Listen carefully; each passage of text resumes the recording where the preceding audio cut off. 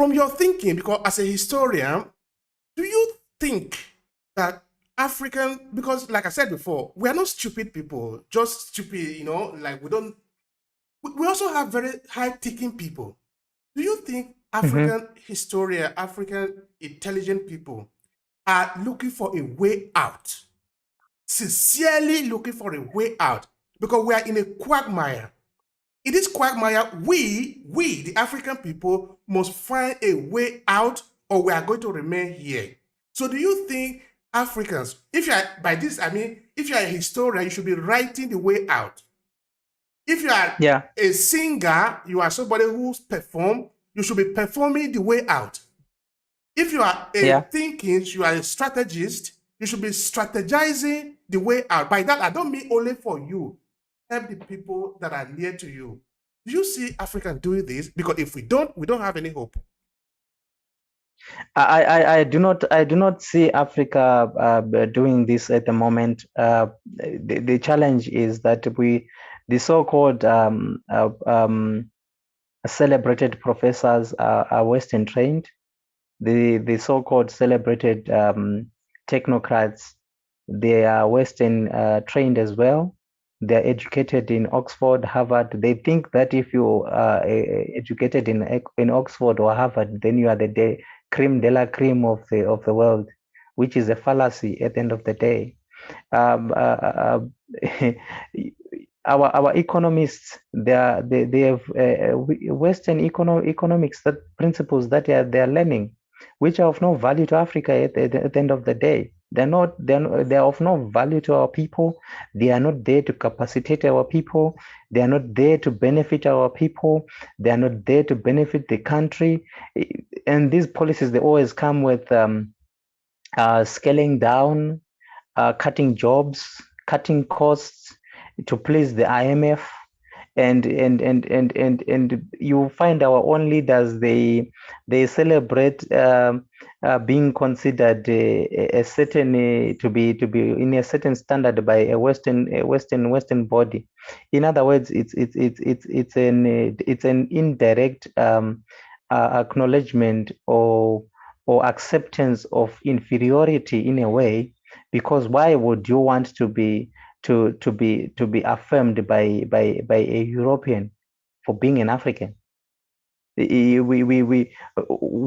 Why should we be celebrating when we see a fish swimming? A fish is meant to swim, so we are not supposed to be celebrating and ululating and jumping around and say, "Yo, we have achieved because the fish is now swimming." It's meant to swim. That's how it was designed to be. We are our own determiners and of our own destiny, but unfortunately it is the university education that is flawed. And this I can say with all with the all confidence that the university system is designed in a way not to channel thinkers, especially at the lower degrees levels, because the undergrad programs, they're designed to make you think in a certain way. They're designed to make you be employable, be an employee. Whose employee? I wonder. It's not designed to make you think outside of the box. It's not designed to make you to be a thinker, to be an innovator in the African context. For instance, why must I learn all the African animals in a foreign language? Why? As if our language doesn't have the names for those animals. Why must I learn all the plants in a foreign language using a book that was written by someone who's somewhere in Europe? When we stay with the animals, we grow up with these animals day in, day out. Our grandfathers knew how to manage wildlife. That's why the European and the capitalist and the colonialist found animals on this planet. It's because we were good wildlife managers.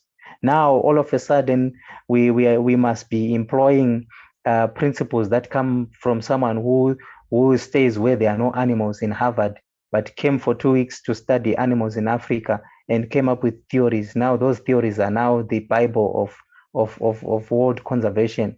It's absurd. To me, it doesn't make sense at all. and it doesn't make sense in totality because we've been managing this wildlife for centuries. That's why we have them, and in Europe they don't have them. Now, so whose principles work better in terms of wildlife conservation, the European or the African way? So now, okay, please go. Yeah. So now it appears that I want to give you a simple example. You asked a question: are we deliberately trying by all means to make sure that we free ourselves and we make sure that we become the owners of our own destiny? Are we making that deliberate move? No, we are not. Why? Because you find an African professor teaching an African class full of natives, teaching them wildlife, teaching them biology, and he himself is speaking a native language. Maybe let's say he speaks Swahili. The entire class that he's teaching speaks Swahili, but he's teaching the subject in English. So what it means is that his students must first learn English before they learn the science. Already there is subjugation there. Already there is a disadvantage there. Why not just learn your science in your Swahili, like they do in Britain? They learn science in English, which is their native language. Why not do the same? So this is a starting point. So we need to make sure that we decolonize our educational system. We decolonize this system of ours that we have. The challenge is not that our professors do not really want to be free or do not want to capacitate and equip their students. No, the challenge is they don't have a choice because they are also Western trained. Look at our economists, look at our finance ministers. What policies do they push forward? Are they pushing African policies when it comes to economics? Are they pushing policies that benefit the African child? It's also not their fault. It's their educational system that is westernized.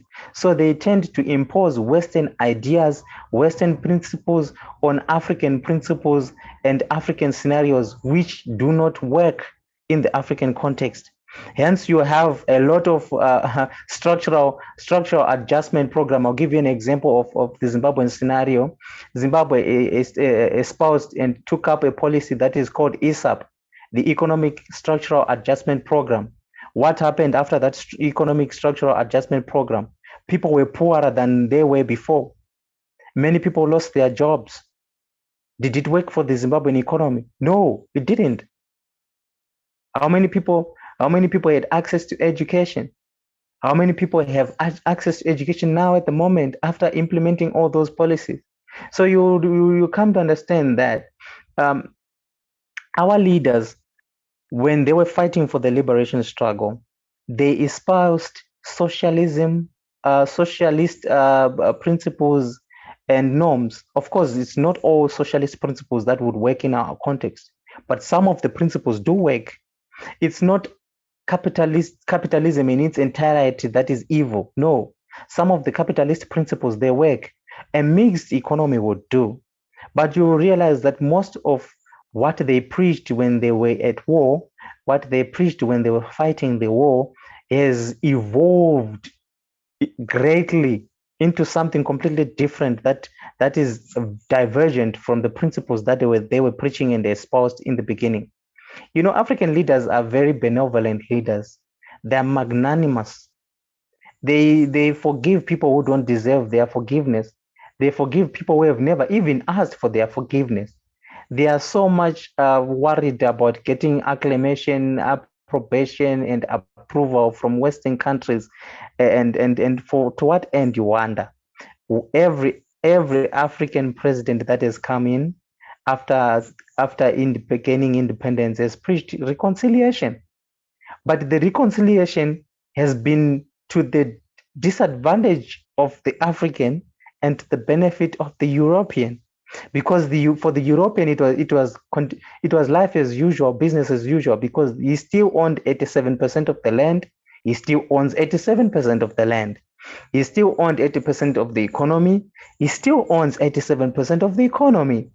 But now the African child has to understand that his leader is a peace-loving leader, is so loving and caring, such that he has to forgive. But forgiveness does not mean that you must not address the colonial injustices